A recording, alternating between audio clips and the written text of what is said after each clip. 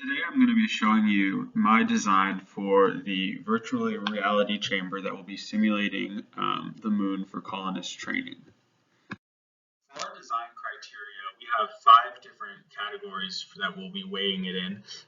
First, we'll have cost, which will have a weight of 1, and that will just represent how much time and money is required in order to create the design. And then for the second one, we have variety, which will have a weight of 10, and this just represents how many different scenarios can be simulated with this design. And then for the third one, we have size, which is going to have a weight of 3, and this just represents how much space is needed in order to have one of these designs set up.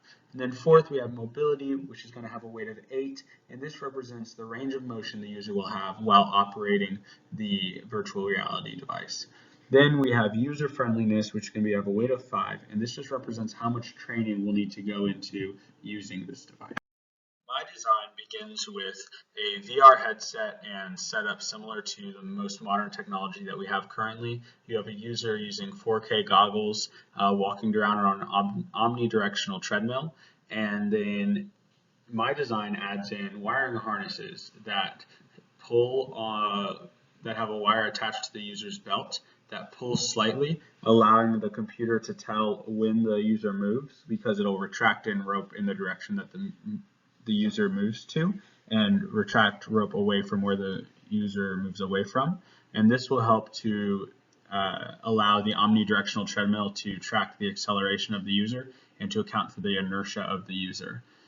You also have the white gravity simulating support system that will simulate the moon's gravity, and then an obstacle generating conveyor belt that will allow obstacles to move around the outside of the omnidirectional treadmill so the computer can sync them up with obstacles that are seen in the virtual reality goggles and move them onto the treadmill as the user approaches them and move them off of the treadmill as the user moves away from them.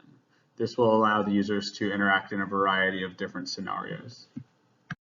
Finally, for the design criteria, I rated my design on cost 10 out of 10 because the costs are pretty cheap relative to putting a colony on the moon.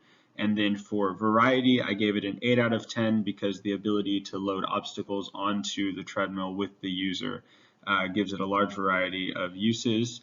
And then for size, I gave it a 6 out of 10 because it could fit into a small room, but definitely not a closet. For mobility, I gave it a 9 out of 10 because it allows for the user to move quite quickly with the wiring harnesses, and the gravity simulator allows for jumping, and the treadmill can adjust underneath it. And then for user friendliness, I gave it a 3 out of 10 because it really doesn't allow for an average person to come in. It takes quite a bit of training to create programs and to utilize the program. So all in all, it ended up with a 195 out of 270.